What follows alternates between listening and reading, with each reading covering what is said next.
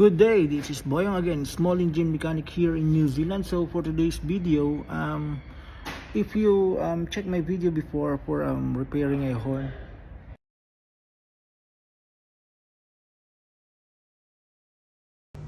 So this is a Takeuchi 1.8 ton digger, and this is the control, and it's like almost 400 plus GST. And the problem is this one is flat and this one is round, so I will gonna improvise a push button in here, and I buy this in J-Car. The part number is SP0700 push button, and so the company will gonna save more money. Okay, let's go.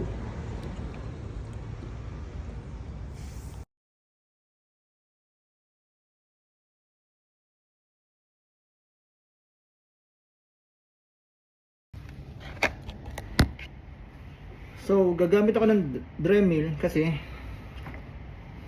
para mag-grind ko yung nandito sa ito, yung nasa ilalim, para mag-cash yung tornilyo ng plastic. Okay, let's go.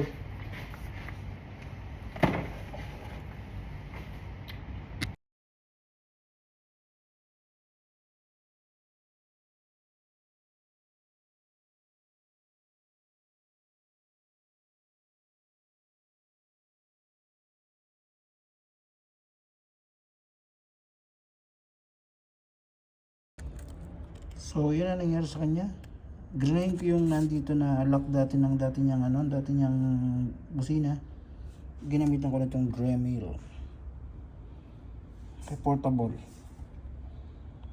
So ito na siya, yan, nakabit ko na siya. So yan siya, yan ang ginagawa kong improvise button from the other one. This I'm using this Tool Pro. Okay, so kakabit na natin siya sa digger. Let's go.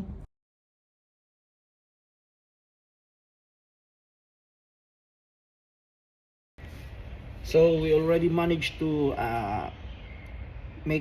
improvise the button from this old one to this one.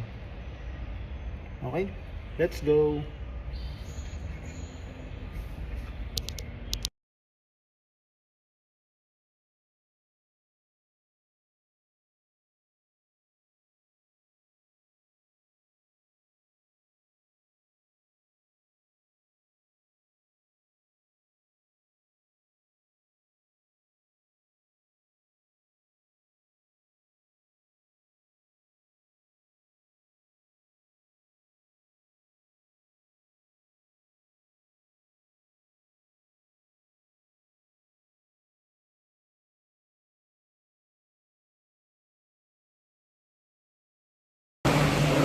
So yun, nakabit na natin. Okay, ano siya. So sa makikita nyo dito sa likod, ayan, nilagyan ko siya ng sinkable tube, tapos sininang ko siya. So yan, yan.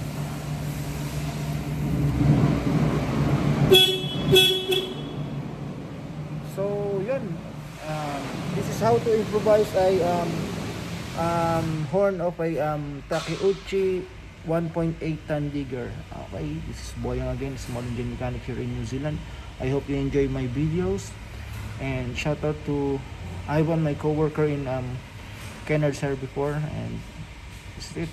Thank you for watching.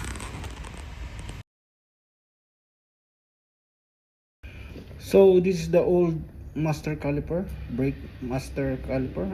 Sorry, not brake master assembly.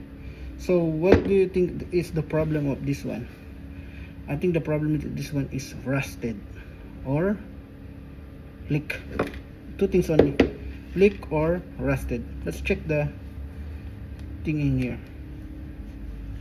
because at the back you can see it's already rusted. I think the rust the metal, the in the middle of the metal, so it's stuck. Oh shit, that's it. It's rusted and full of, show you, that's rusted. It's like shit inside. Okay, that's the problem. Rain or shine at outside, that's the problem. Okay.